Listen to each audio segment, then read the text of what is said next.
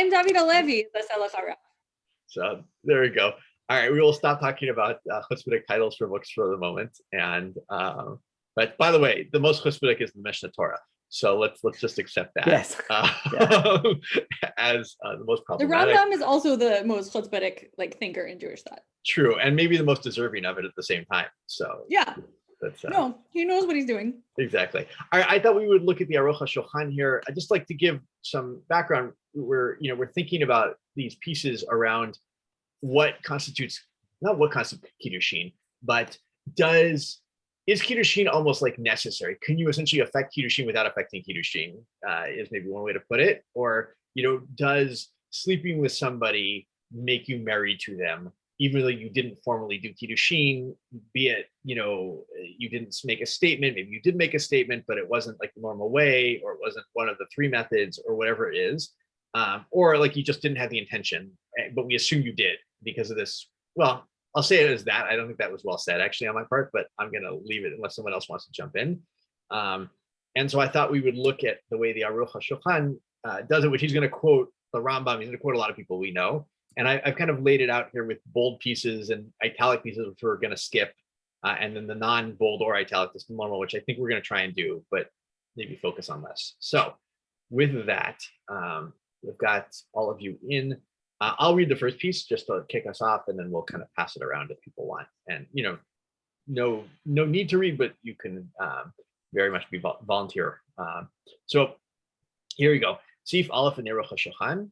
Katav HaRambam, the Perek Aleph Mishut, Kodem Matan Torah. This is going to be the whole quote here, right? Before Matan Torah, Hayadam Pogea Isha B'Shuk, Imratza Hu V'Hi, Lisa Uta. Right. So they meet in the wilderness of the marketplace. I'm going to add that word in there, but I think that belongs. And the two of them want whatever it is they want to get married. We'll see what that means. He takes her home. Uvo Allah. They have sex. Beino levein atzma. Right. This is the seemingly without any adim. Right. Beino levein atzma seems to mean there's no witnesses to it, which seems very important. But ti lo lisha. Right. Okay, that's how it worked before Matan Torah. Kevan shenikna Torah, nitztavu Yisrael, she'im yirtzeh ha'ish l'sa'isha, yikne ota tefila bifnei edim, ve'achar kach, I don't know why I say edim in an Ashkenazi pronunciation all of a sudden, bifnei edim, or bifnei edim, one of the two, ve'achar kach, tiel lo l'isha, shene'amar ki kach ish isha uva eleha. Right, that's the quote from Ki Tetzeh.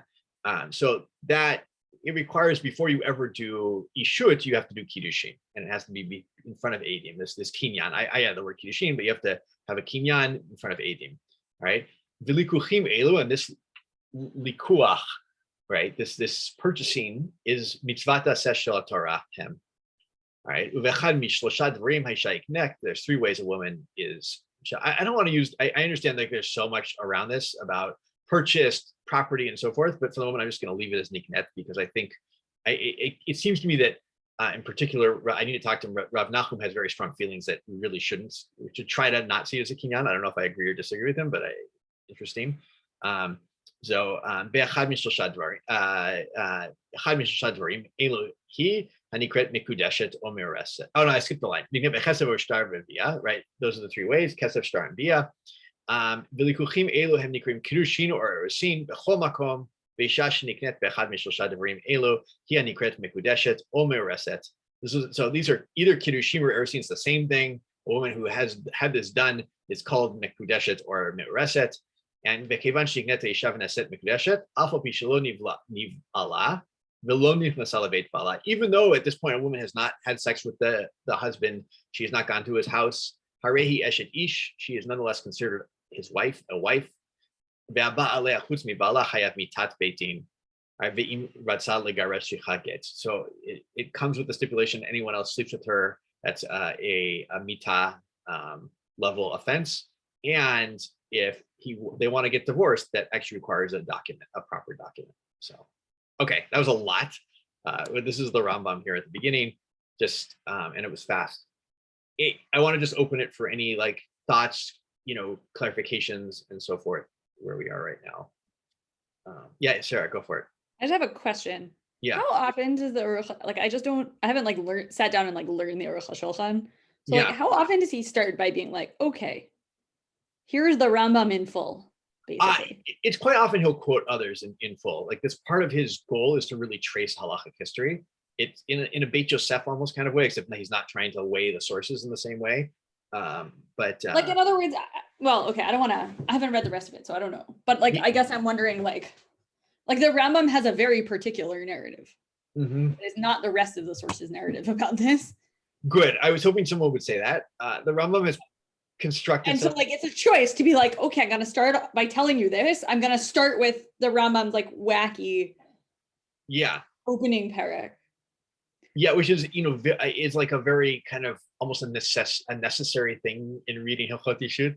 Like you have to have the Rambam, and I think partially because he at least has completely reorganized the material in a way that makes it very different from everything that comes before. And as you know, if anyone looks at the Ravad, the Ravad isn't so sure about some of this. But I also think that the Rambam, it's like the case of the Rambam in so many places. Once the Rambam writes it, it comes to dominate halachic history. Just, that's the power of the Rambam. But we'll see, like, does he agree? What does he agree with? And so forth. Because as we know, the Rambam has a different shita than a lot of people do. Right. So. But he sort of wins on the like there's actually stuff written about like the first and last chapters in the Mishnah Torah as like a genre.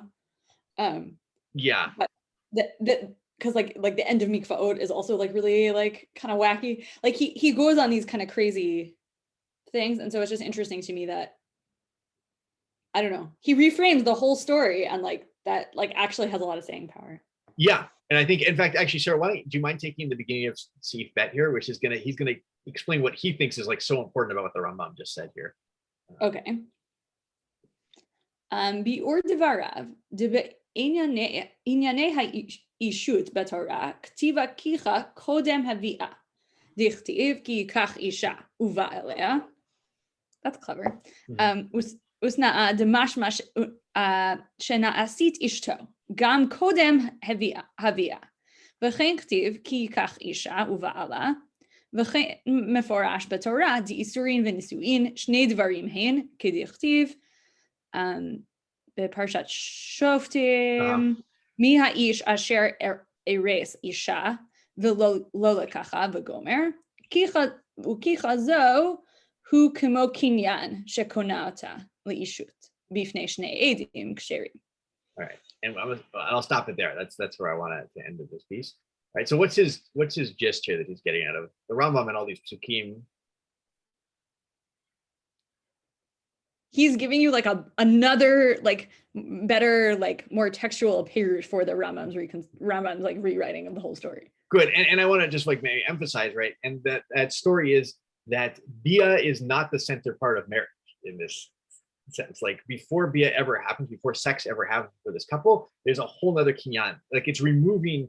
Even though maybe biblically it was all about the sex, in the rabbinic world, the sex comes with it, but it's not the first step, and it's not the affecting step in some ways, right? That's which is how this whole, it's not necessarily everyone's going to agree, but it's how this whole narrative is going to play out in the Rambam's world and a lot of people's world, that sex and marriage can be separated from each other, essentially.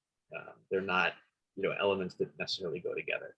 So, he's sort of playing Gemara to the Rambam as Mishnah, in that he's like finding a verse to support the. It's true. Yeah, that's a great way to put it. He is being the Gemara on the Rambam in a lot of ways. So there was this piece right here. And maybe I'm overreading it, but in Seif Bet that really kind of caught my eye of like, why do I really want to do the Aruch HaShulchan? Like, I think he's onto something here of what's going on, right? It's like kicha kodem habia, right? Those are not steps that go together, even though we know that Deoraita, Bia was a way of doing, Kinyan Kiddushin. It may have even been the way of doing Kinyan Kiddushin. Depends how you read the Rambam there. A lot of people saw this in the Rambam, right? That the Rambam has this very odd formulation. It drives a lot of people nuts of like, that at least Kesef is Midivrei Sofrim, and not, that Kinyan Kesef, the Kiddushin, is Midivrei Sofrim, and not, which seemingly maybe not there, right? I don't know. It's a lot of difficulty of what the Rambam means by that. So, which is maybe it's a topic for a deeper shiur. So, okay. that just to summarize, right? So the Rambam has this whole theory that Kiddushim and Abim is like the innovation of the Torah. And the way the Aruch HaShulchan is understanding that is like, yeah, Bia is not the central part of affecting the marriage. It's Kiddushin, at least the Kiddushin Erosin part of the marriage, which is a mitzvah semina Torah. So, any questions on that? Any thoughts before push on? Okay. Do I have a? Yeah, go for it, Sarah. It just seems like even as the Rambam is saying Kiddushin, like he's trying to separate Kiddushin and Bia, there's also a way in which he's like, okay, there are two options. There's marriage and there's znut. And there's like never the twain shall meet except in like very narrow cases. Good.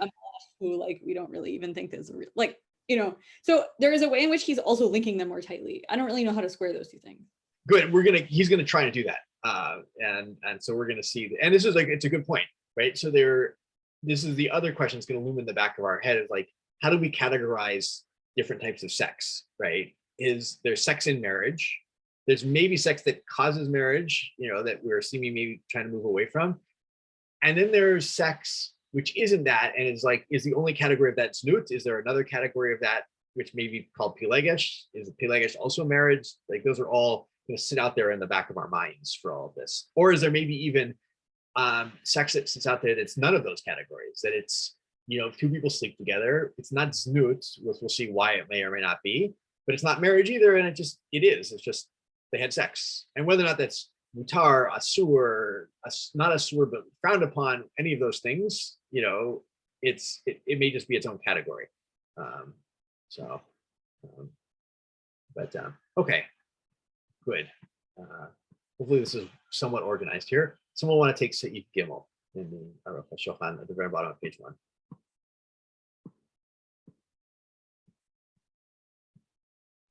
I can do it. Go for it. לפיכך אין האישה נחשבת כאשת איש אלא על ידי קידושין שנתקדשה כראוי, אבל אם באה עליה דרך זנות שלא לשם קידושין אינו כלום. ויש אומרים, do you want me to stop and translate? Yeah, stop there for the moment. Yeah. So therefore, a woman is not considered a wife except by proper kiddushin. But on the other hand, if a man comes to her in the way of znut, not in the name of kiddushin, then it's nothing. Great. As in, it's not marriage. Yeah, and we'll see exactly. Yeah, and nothing might also mean it's not marriage, and it's also has no other status. Potentially, it might have a whole Kohen thing, but at the moment it's nothing. It's it doesn't mean it's, as I said, it doesn't mean it's mutar. Just it means that it doesn't have a legal status in that sense. Okay, good. Keep going though. Oh, sorry, Masha, go for it. This whole piece about the subjective intention of the man is very troubling.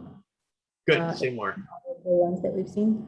Well, I mean, there is some idea about how he is either affecting marriage in a non-articulated way without the formality, that if marriage can be affected through bia, then it is just his idea in his head that can determine whether it's snut or whether it's an actual kinyan in a meaningful legal sense.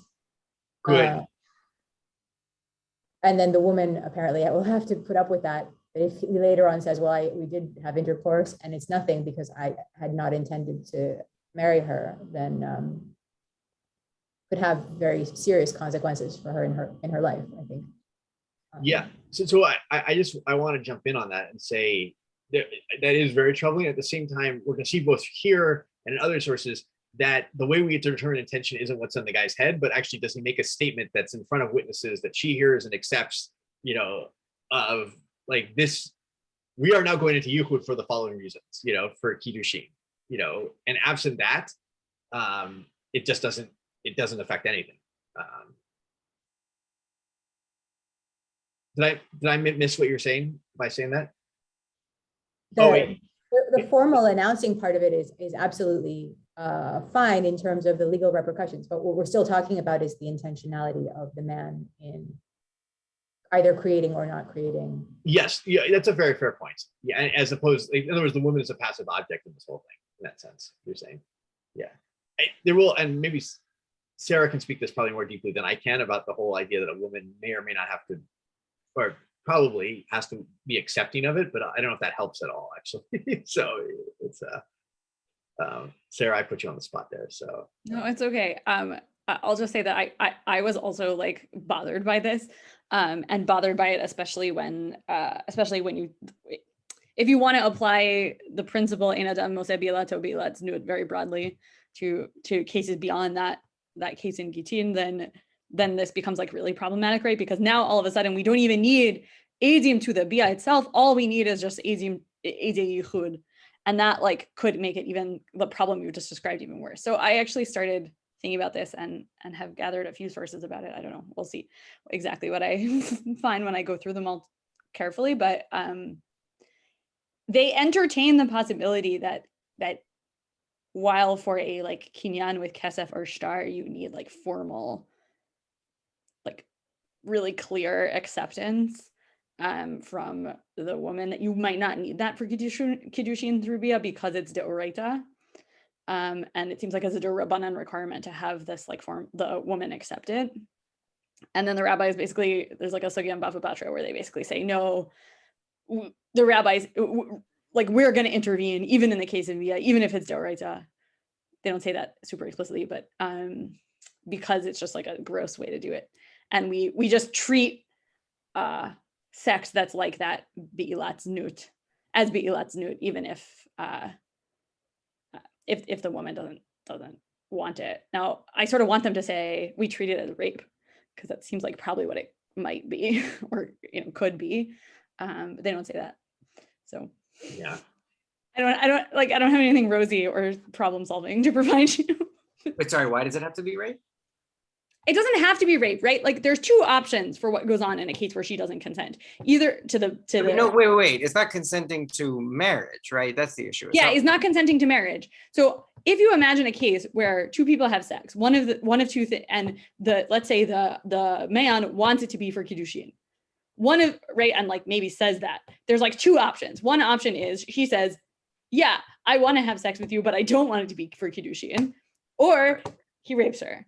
Like either of those things seem like could be in a case where the Chazal are talking about like kiddushin through bia be'al korcha, seems like could be either one. But I haven't seen any sources, I mean they're not there, but so far I haven't seen any sources that basically say like, well, if it's onus, then it's onus and we know how to deal with onus, here's like the plan. And if it's just that she doesn't want kiddushin, then a different thing happens. It's all whatever. It's all from the perspective of the man because it's chazal. So like, yeah, it's deeply disturbing. I don't, except that I think it's a good, like there is a way in which it's a story about rabbinic power that like, even if they think, or at least sort of in the eyes of some of the Rishonim, they read the sugya as saying, well, yeah, this is a deoraita, like kiddushin through bia is deoraita, and deoraita, there should be no need for the woman to consent, but Chazal didn't want to put up with that, and it's within their power not to. Like that actually could be a kind of, you could make that into a positive story about like the ability of, post-game to intervene in cases where there's like big ethical problems. If I could even put it first, I want to just affirm that and affirm, Masha, your kind of, point to begin with is like, I think we need to leave it out there as like hanging above us the entire time here. It's like there's no doubt about that. It sits there, and is uncomfortable, at least for me, and I imagine for a lot of other people. But at the same time, I think there really is like a theological story, and this is maybe why the Rambam is so important. Of like the Rambam's, like the seeing the Torah as kind of inheriting a society, and like how can it move beyond that society, and how can Chazal continue to move us beyond that society? That's my own theology. Maybe it's a little bit too apologetic. I don't know. It's why I think both the Aruch HaShulchan and I love the Rambam as an intro to this so much, because the Rambam really does see this as a progress, and that might be why the Rambam. I'm completely into the world of speculation. why he is so invested in the idea of separating Kiddushin and Bia, because of the kind of the lack of, like, it's just like, what is the man thinking about when he's having that sex? It becomes so important. And it's like, we're disgusted by that, in some ways. But maybe I'm giving the Rambam too much credit. I don't know. I'd like to give the Rambam some credit. So I'll give him some credit for the moment. But I've never spoken to him personally. So it's, was that helpful at all? I don't know. It might be that the issue is beyond help. Yeah. So that's a good point. So all right, with that, let's keep going. Let me just think. I will. I kind of want to read the whole thing. Yeah, Yavni, keep reading on Sif Gimel. Go for it. How do you say it pronounced? Loke? Yeah.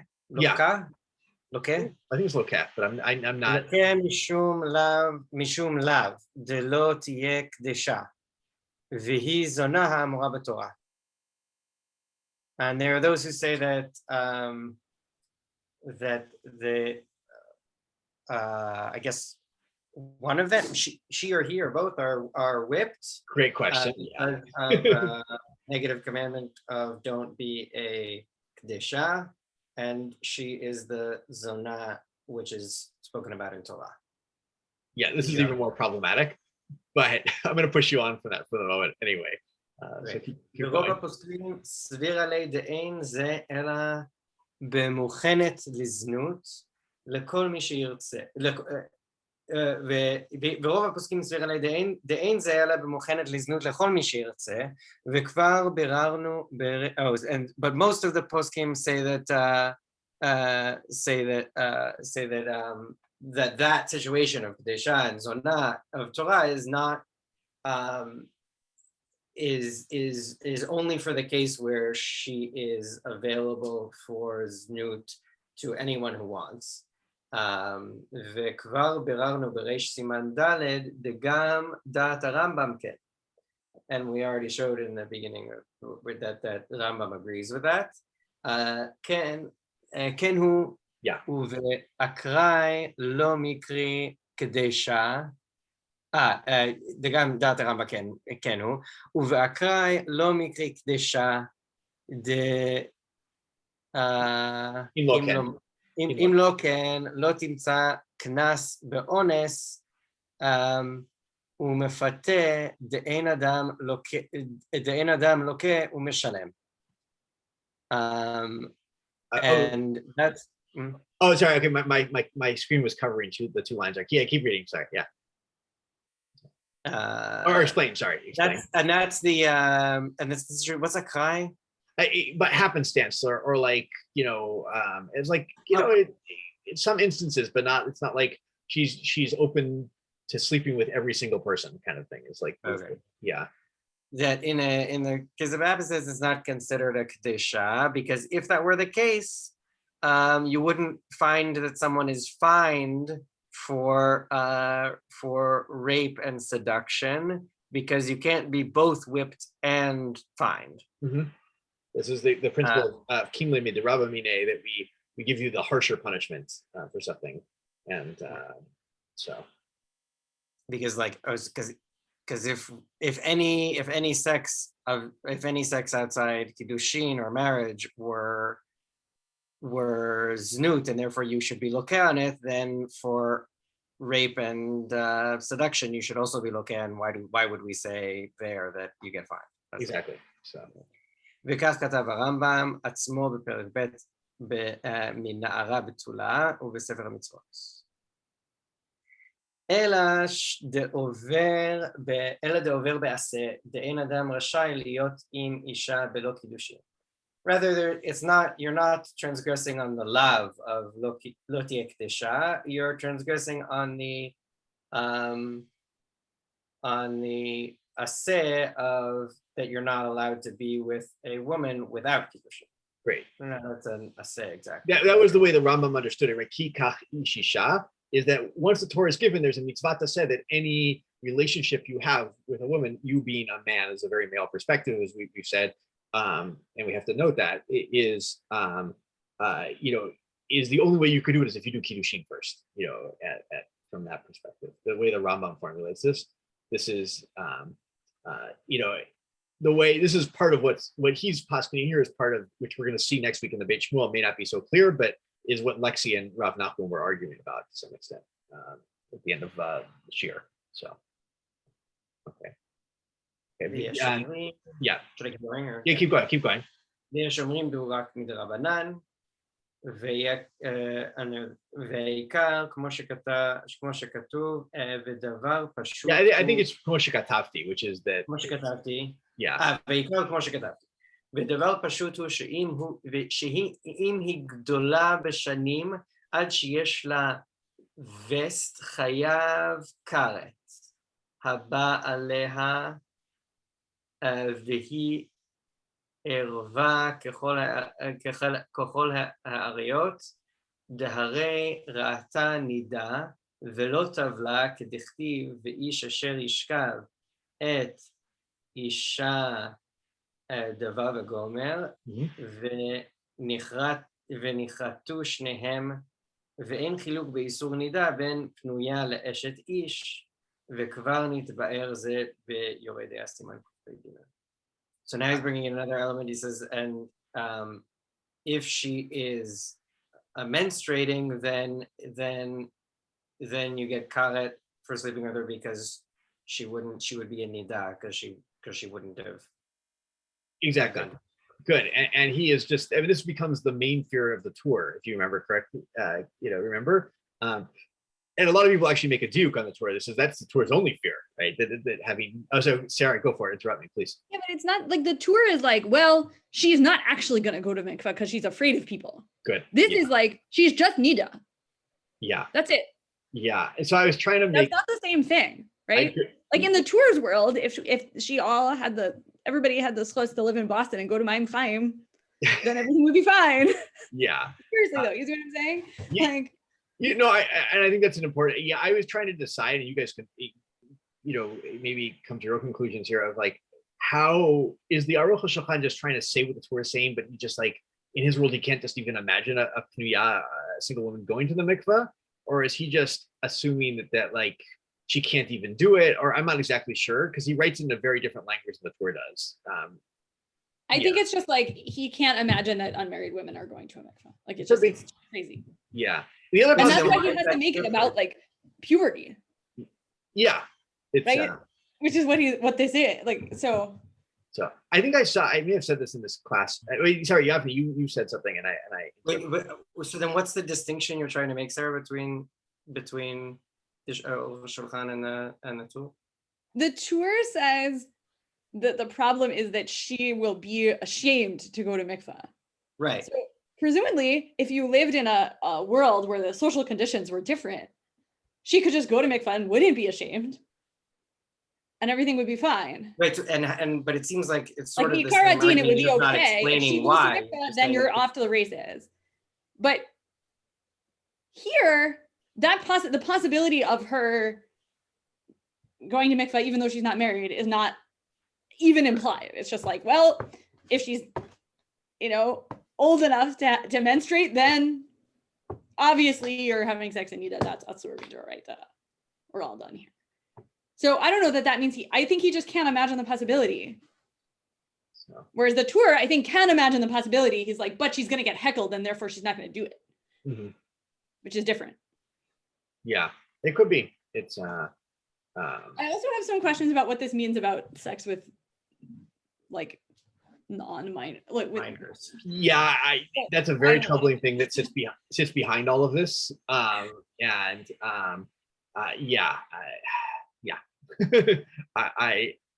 If I don't unfortunately have the time right now to like, nor do I have the expertise to dive into that.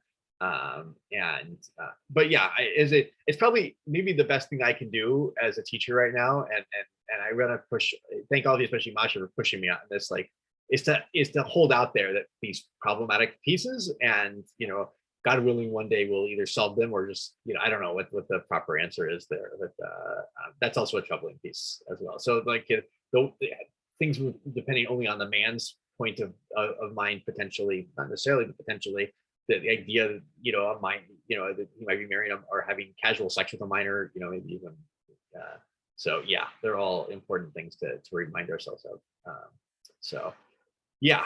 All right. So that's all. With all that, that's we're going to get now into the real crux of things in Dalet and Hey, which I want to see in the next 7 minutes. So do I have another volunteer to read Dalet?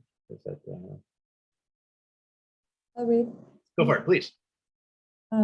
אם בעל אישה בזנות אינו כלום, להצריכה גט, אפילו באה אליה בפני עדים, וזה שאמרו חז"ל I think it's become a mekomot in like many places. So, במקומות, yeah. גם עושה בעילתו בעילת זנות, זהו באשתו שגירשה או במקדש על תנאי ובעל, שהרי אשתו היא, ובאשתו הוא שאמרו אין אדם עושה בעילתו בעילת זנות עד שיפרש. אבל בשאר הנשים, הרי כל הבועל הווה בחזקת זנות עד שיפרש שהוא לשם קידושים. ומקצת הגאונים הורו שכל אישה שתבעל לפני עדים צריכה גט, ודחה הרמב"ם דבריהם בפרק י' בלה בלה בלה, ותניא בתוספתא ריש קידושין, כל ביאה שהיא לשם קידושין מקודשת, ושאינה לשם קידושין אינה מקודשת, ומשמע דבעינן שתהא בפירוש לשם קידושין. Yeah. So if somebody goes to a woman in order to fornicate, this is nothing. That is with regard to her, the requirement that she has a get to exit the situation. So apparently there's no marriage affected. She doesn't need a get, even if this happens in front of witnesses. And this is what Chazal was referring to in some sources, that a man does not fornicate. This is with regard to his wife that he has divorced, or the woman that he has married on a condition and had intercourse with, since she is his wife in all respects, and it is with regard to his wife that which they said man does not fornicate, until he says explicitly that he's marrying her, presumably. The other way, unless he says explicitly that it is nut, right? That for the case of the wife and so I'm just going to jump in because of the time a little bit here, right? For his ex-wife or for somebody who he's engaged to or on a condition, in those two cases, we assume that the sex was for marriage, unless you explain that it's not. But in all other cases, we assume the opposite, essentially, is what he's going to say now. Yeah. So. All other women, then the presumption is that it's fornication, unless he says that it is for kiddushin. Mm-hmm. Okay. And a few of the Geonim taught this, that any woman who is married that is intercoursed in front of witnesses, does require a get. Rambam disagreed with that, I guess. And then it was taught at the beginning of Kiddushin in the Tosefta, any intercourse that it is done in the name of Kiddushin actually terminates in a marriage. And any that is not for the purpose of marriage, there is no marriage. And from this we learn that there needs to be an explicit marital statement or whatever, intent, expression of intent. You put a different way, he's quoting the Rivash here, right? Put a different way, like the Rambam is right, the Geonim are wrong, and the Tosefta proves it, right? It's like, that's so yeah, no, well said. That's but this brings up the issues that we're dealing with here, the whole question. And the Rambam himself admits the Geonim disagree with him and seems to not care, which is a very Rambam thing to do. So good. Does that make sense, that piece there? Is that good? I will take us away with Chief Hay, and I apologize for, as we always end up doing, rushing at the end. But here we go. Afilu bal alisha l'shem ishut beino levena eina nachshevet kishto. Right. Right. Even if you have two people have let's say single people have sex, they attempt to get married, but there's no beino levena means like just no edim, as we saw before. That's nothing, doesn't count.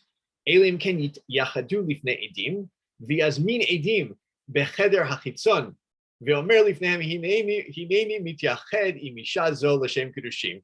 All right, it's like you two witnesses, come here, stand in the outside room. I'm going into this room with this woman to do yichud and have kiddushin. Like, unless you have that statement. All right, v'nichnasim lacheder, and they go in, uvalea, and they have sex, v'havi kiddushay bia, and the sex is for bia. All right, v'yesh mishomer. All right, so that's in other words, unless those conditions apply, it doesn't count for anything. Two people are living together. The way that he's reading it, I'm maybe being too much in his view, which is not necessarily the only view, but if two people have sex, and they're living together, they're having sex, right? But they never say it's for l'shem kiddushin. It's possible to read that as that's never kiddushin. All right, possible. I think even someone who disagreed with that could probably reread the Aruch HaShulchan, but that seems to be what he's saying. V'yish mishomer dechol shenas'a begalu lechol hagoy lechol have ki'ilu hayu edim b'shat habiyah. But and this is already, he's rereading himself already. There are those who say that no, if you got married and everyone knows about it, that's as if there were edim. Like, people come, they see you, you say to your every day, you and your partner come, but your unmarried partner, you two are unmarried, you come to the same house, you say hi to the neighbors, you say, oh, we need to go inside. That's edim at that point. Come on. Kilu edim b'shat habiyah, as if they were there for the time of bia. All right. Kamosh katav b'siman kuf mem tet ve'eno ken, but I disagree. The sham lo amru rak b'megaresh et ishto b'chazar uve'ala v'lo b'isha shelo hayta ishto. That's only in the case of a woman that you divorced and you are going to get back together with her. Not in other cases. V'zehu znut be'alma. No, what we're talking about here is just znut. Ve'afi miachda elav b'tmidut b'tmidiut. Dezeu pilegesh ladat Rambam sheoser kamoshi bar siyata de shemaya. Right. He says no, that's nut. And maybe it's like shoot, and the Ram says that's a sur, which we're going to explain, which is where we're going to kind of leave off until next week.